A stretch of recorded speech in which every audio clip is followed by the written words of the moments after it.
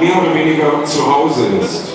Ja, und im Gepäck hat dieser wunderbare und vielseitige Kabarettist einen kleinen, aber feinen Ausschnitt aus seinem aktuellen Programm, das heißt Allein am Elfenbein.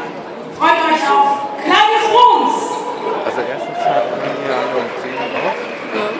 Und zweitens... Dankeschön, hallo Leipzig, cool. Ja, ich habe direkt mal eine kleine Frage, und zwar viele Leute, die wundern sich ja, wie kann das überhaupt sein, dass es hier in Sachsen so viel Stress gibt mit Ausländern. Es gibt ja fast keine Ausländer.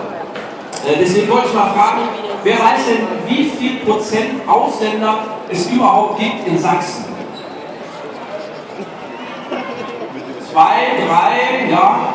Okay, 5, 10, 20, nee, also es sind 2% Ausländer, die es gibt in Sachsen, und ja, viele Leute fragen sich, was gibt es eigentlich für Stress, 2%? Das kann eigentlich nicht so ein Problem sein, und ich habe mir darüber eben Gedanken gemacht, und ich bin auf eine wissenschaftliche Erklärung gekommen, woran das liegt, und zwar ist das die Wissenschaft der Homöopathie.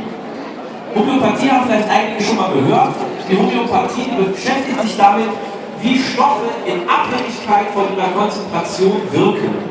Jetzt ist es also so, in der Homöopathie, wenn ein Stoff eine sehr, sehr hohe Konzentration hat, dann wirkt er sehr, sehr schwach. Und wenn er eine sehr niedrige Konzentration hat, dann wirkt er eben wahnsinnig stark. Und wenn man das jetzt auf die Situation in Sachsen überträgt, dann heißt das eben, dass hier nur 2% Ausländer sind, wohingegen in anderen Bundesländern eben 10% Ausländer sind. Und deswegen gibt es in anderen Bundesländern kein Problem mit Ausländern und in Sachsen natürlich Genau, schon. deswegen wurde auch in Sachsen-Anhalt die AfD gewählt. Ja. Ja. Das ist eine Pointe, weil es eine witzige Erkenntnis, dass das so ist. Ich freue mich, dass das hier vorne so die Antwort.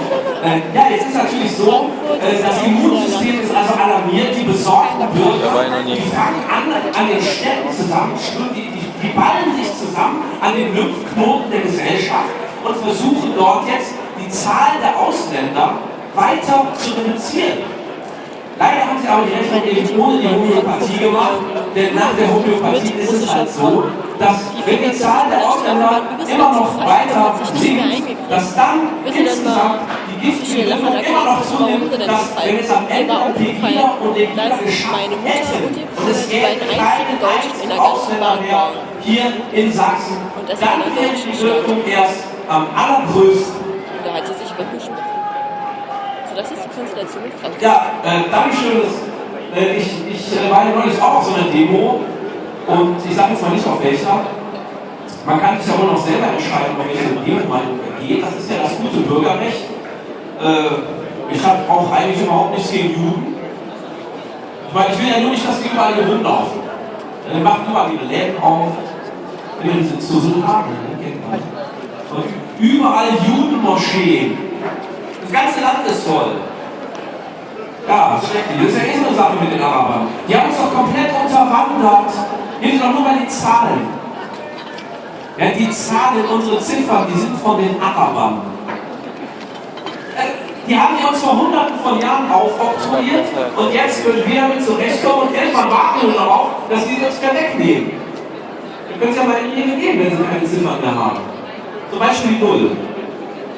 Hunderte von Jahren lang gab es keine Null in Europa. Wir sind auch gut ohne Null zurechtgekommen. Ja? Es ist doch kein Wunder, dass die Zahl der Toten bei Anschlägen mit islamistischem Hintergrund in Deutschland bei Null liegt. Einfach mal mitdenken. Nicht immer nur Zeitung lesen, wir müssen auch mal ins Internet gucken. Da steht das alles. Im Internet steht das. Einfach mitdenken. Ja? Aber das schreibt doch hier keiner von der Lügenpresse. Das schreibt doch keiner. Ist eigentlich einer da von diesem Verein? Da hinten, da ist einer, den kenne ich nämlich. Ja. Die glauben doch nicht, dass er seine Texte selber schreibt. Die kriegt er doch von irgendeinem Mullah hier aufoktroyiert, und dann kann er die hier abdrucken. Wisst ihr was? Ich kenne nicht seine Frau. Wissen Sie, wie der sein Handtuch trägt, wenn er manchmal aus der Dusche kommt? Als Turban. Dankeschön, vielen Dank. Dankeschön, Claudius Bruns. Vielen lieben Dank, dass du uns unterstützt. Wir sind hier im Zentrum der Stadt Leipzig. Gleich um die Ecke ist die Thomaskirche, in der ich groß geworden bin. Und ich war jetzt vor ein paar Wochen bei einer Veranstaltung in der Thomaskirche zu Leipzig, zu einer Informationsveranstaltung der Stadt zur Unterbringung von Asylbewerbern. Und ich muss ganz ehrlich sagen, mir ging es ganz schön ab, was Diskussionen betraf. Allerdings. Und ich habe nach wie vor einen riesen Respekt vor all den Leuten, die versuchen, all die Probleme, die es natürlich gibt, zu lösen. Und diese beiden, die wir jetzt bekommen haben, die wollen genau das tun und versuchen zu lösen. Herzlich willkommen, Sonja Burgerto vom Flüchtlingsrat. Herzlich willkommen, Thomas Fabian, unser Sozialbürgermeister. Thomas, die Hauptaufgabe, die ihr im Moment hier in Leipzig zu bewältigen habt, ist die Unterbringung der Geflüchteten. Welche Hürden gibt es da nach wie vor zu überwinden? Ja, das ist die wichtigste Aufgabe, die wir lösen müssen, den Geflüchteten, die zu uns nach Leipzig kommen, zunächst erstmal ein Dach über den Kopf zu organisieren. Wir haben seit 5 Jahren mittlerweile ein gutes Konzept. Unsere Orientierung ist, dass die Geflüchteten so schnell wie möglich in eigene Wohnungen ziehen können. Zunächst aber erstmal in den Gemeinschaftsunterkünften wohnen. Dort können sie betreut werden, von Sozialarbeiterinnen und Sozialarbeitern betreut werden, die sie unterstützen auf dem Weg in unsere Stadtgesellschaft. Ich kann immer wieder nur sagen, wir haben als Stadt eine ganz klare Position. Diejenigen, die zu uns kommen, werden in Leipzig und in Norden willkommen da heißen. Und wir unternehmen das, was in unseren Möglichkeiten besteht, sie zu unterstützen auf dem Weg in unsere Stadtgesellschaft. Dafür steht Leipzig, da sind wir sehr froh drüber übrigens. Und eine Frau, die das besonders gut einschätzen kann, steht hier neben mir, Sonja. Flüchtlingsrat Leipzig, wie der Name schon sagt, kümmern wir euch um geflüchtete Menschen, also um Leute, die irgendwo herkommen, wo sie schlimme Dinge erlebt haben, die teilweise gar nichts mehr haben, nicht mehr ein Dach über dem Kopf, manchmal sogar nicht mehr Klamotten am Leib. Und du bist heute mit einem besonderen Anliegen da, du möchtest die Leute hier aufrufen, euch unterstützen. Du hast jetzt einen 60-sekündigen Werbeblock, also nutze ihn. Ja, liebe Leute, wir wollen euch an die Wäsche stellen. Wir suchen Kleidung für 14- bis 18-jährige Jugendliche, männlich, Kleidung, die diese Jugendlichen freiwillig anziehen würden. In der Saarspenden-Zentrale haben wir Männerkleidung, meistens Nachlass von OP in XXL.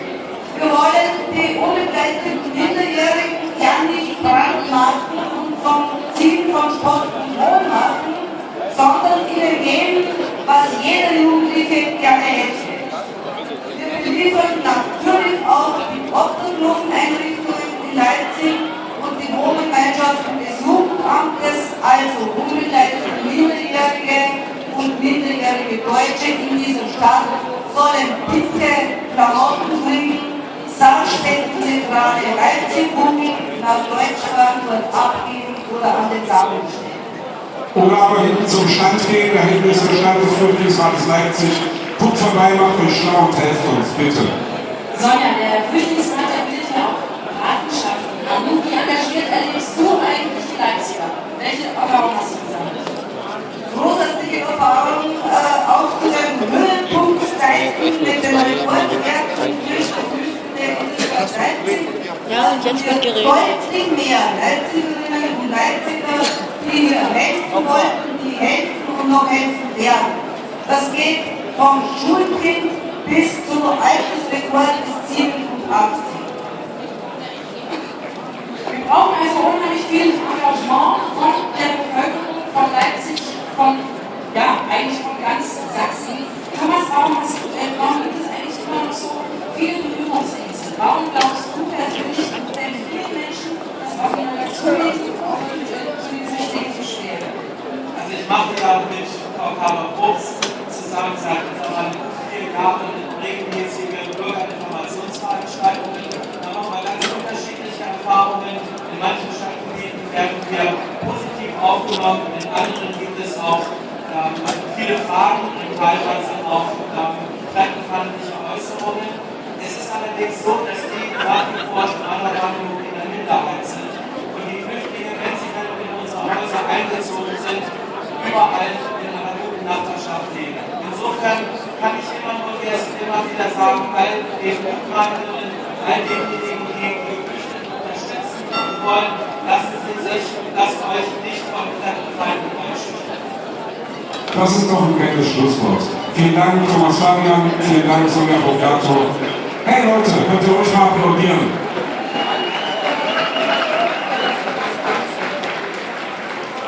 Ja, und wir kommen jetzt zu einer Band, die ja, sich in kürzester Zeit einen ganz sicheren Platz im Metal-Himmel ergattert hat. Metal, ja, Metal ist so, ja, ihr wisst das. Metal ist eigentlich sehr brachiale Musik. Das, was jetzt kommt, ist kein klassischer Metal. Das ist eigentlich so eine Art Metal unplugged.